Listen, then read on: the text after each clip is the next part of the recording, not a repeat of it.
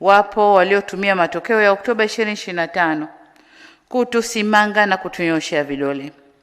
Hatukushangaa sana kwa sababu mitazamo ya wanadamu haifanani, na kulikuwa na upotoshaji mkubwa wa habari za tukio lilo uliofanywa na vyombo vya habari, hususan vya nje ya nchi na vya kimataifa. Kwa desturi ya waungwana, linapotokea jambo la hasara na kuumiza mioyo, matarajio ni kufarijiwa badala ya kuzodolewa. Kwa vyovyote vile, walioumizwa na tukio lile ni sisi wa Tanzania. Ni sisi tuliopoteza watoto wetu. Ni sisi tuliopoteza ndugu zetu, jamaa na marafiki zetu. Kwa hali yoyote ile, walioathirika ni wa Tanzania kwa ujumla wetu. Haiwezekani mtu mwingine asiye Mtanzania awe na uchungu zaidi kuliko sisi wa Tanzania. Haiwezekani.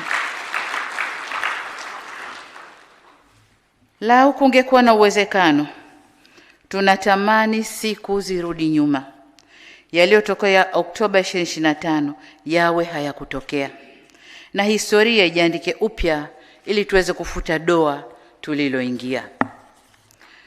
Hata baba wa taifa hayati Mwalimu Julius Kambarage Nyerere amewahi kusema katika moja ya hotuba zake kuwa wakati tunapata uhuru, tulichoachiwa na wakoloni halikuwa taifa, bali mkusanyiko wa makabila. Lakini kwa dhamira na utashi wa waasisi wetu, waliamua kujenga taifa moja imara lisiloendeshwa kwa misingi ya kidini, kikabila au hadhi ya mtu, na ambapo lugha yetu adhimu ya Kiswahili inatumika kama nyenzo ya kutuunganisha pamoja na kudumisha na kuimarisha utaifa wetu.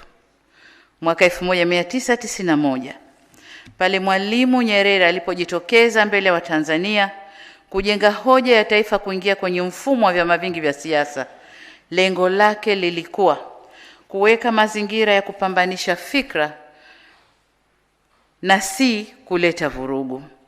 Pamoja na hayo, kipekee kabisa narudia kuwashukuru sana wananchi kwa kutoendeleza vitendo vya uvunjifu wa amani licha ya hamasa zilizokuwa zinafanywa, hususan kupitia mitandao ya kijamii. Nawashukuru tena kwa utulivu wenu na imani yenu kwa serikali wakati tukisubiri taarifa hii ya tume. Asanteni sana wa Tanzania.